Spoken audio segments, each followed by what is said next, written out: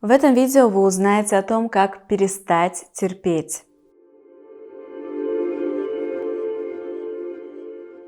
Я очень часто в своих видео говорю фразу «не терпите», «не надо терпеть», «не терпите». Но если ее выполнять прям дословно, то может дойти, во-первых, до абсурда, потому что у нас есть какие-то физиологические потребности, которые мы не можем реализовать в социуме прямо здесь и сейчас.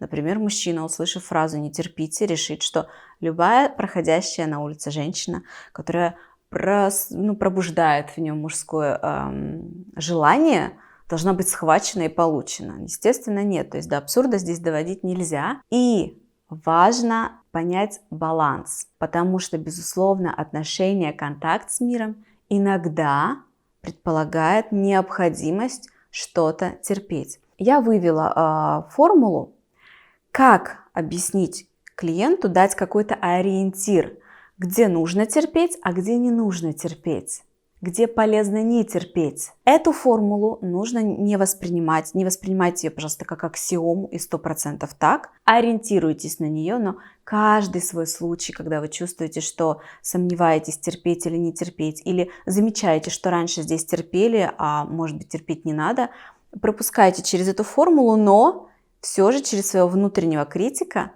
понимайте, что любое решение, которое вы принимаете в своей жизни, ответственность за него несете вы.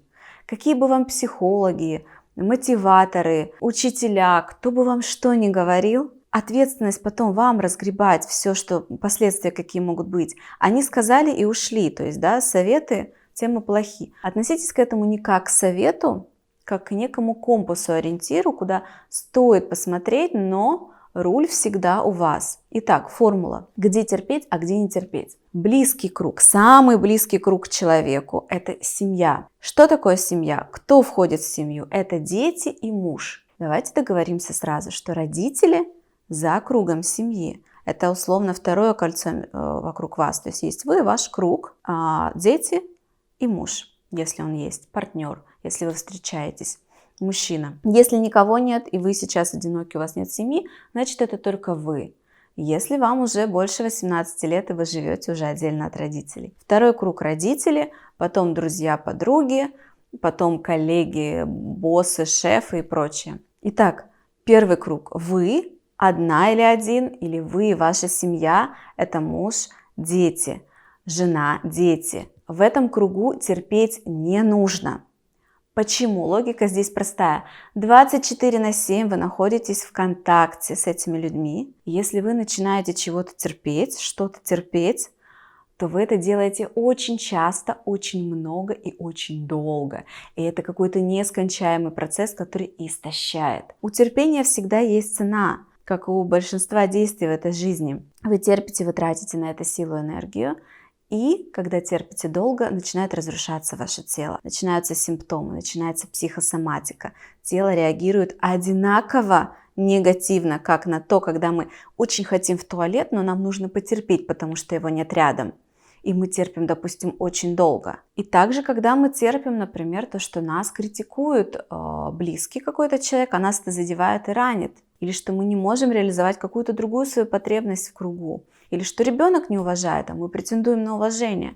Нельзя это терпеть. Цена слишком большая, процесс какой-то нескончаемый впереди. Нельзя терпеть, нужно сразу урегулировать контакт. Когда мы терпим, мы становимся очень удобным. Это как два пазла сходятся определенным образом.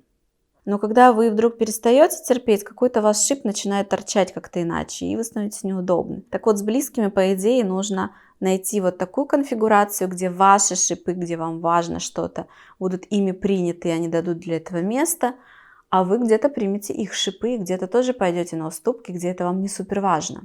Поэтому в своем кругу семьи не терпим. Родители, они всегда будут с вами старшими. Вы не сможете с ними строить контакт на равных, даже когда вы вырастете, и вы не сможете с ними строить контакт как старший. Многие делают такую ошибку и пробуют нянчить своих родителей. Это всегда заканчивается плохо. Всегда дисбаланс в этих отношениях. Для родителя вы всегда должны оставаться младшим. Младший вынужден терпеть. Да, с родителями иногда где-то нужно потерпеть и подстроиться. И именно по этой причине все рекомендуют, и я тоже рекомендую, и это супер важно, жить взрослому человеку без родителей. Потому что когда вы начинаете жить в одном помещении со своим родителем, вы автоматически становитесь с ним в тех же отношениях, что и с семьей, а с семьей нельзя терпеть. А вы не можете не терпеть что-то с родителем, потому что он старший. Даже если вы его содержите, даже если вы уже в 1000 раз умнее его, образованней, и опыта у вас больше. Нет, вы всегда останетесь младшим для него. Это верный путь. Поэтому не живите с родителями, встречайтесь с ними так часто или так редко, как вы можете, но при этом будьте готовы где-то потерпеть какие-то их шероховатости. Следующий круг. Друзья, близкие, знакомые. Идеально, если вы с ними не терпите. Пусть те, которые не принимают вас такими, какой вы есть, отвалятся. Не дорожите. Чем там дорожить? Мучиться, терпеть? Нахрена нужны такие друзья, с которыми нужно что-то терпеть?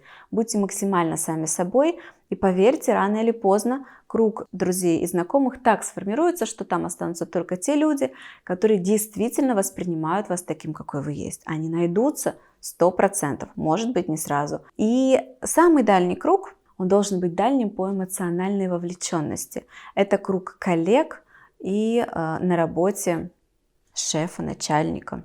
Тут тоже иногда придется потерпеть. Если это шеф какой-то нехороший, в идеале поменять работу, где шеф, который вам нравится, у вас есть какая-то симпатия, готовность принимать его авторитет, согласие с ним, вы смотрите в ту же сторону, куда и смотрит компания, в которой вы, например, работаете. Либо поменять свое отношение к нему, если вы не можете поменять компанию. Где-то не суперсерьезно относиться к этому, где-то нужно потерпеть. Под старшего всегда нужно немножко подстроиться. А шеф всегда старший. Коллеги на работе равные с вами, но вы в одной лодке. Если вы можете с друзьями не терпеть ничего, не бояться, что они отвалятся, уйдут и придут новые на это место, то с коллегами не так. Вы связаны, вы в связке. Придется чуть-чуть где-то потерпеть, где-то подстроиться, безусловно, меньше, чем со старшим шефом или с родителями, найти свой баланс, но быть готовым иногда чуть-чуть где-то и потерпеть.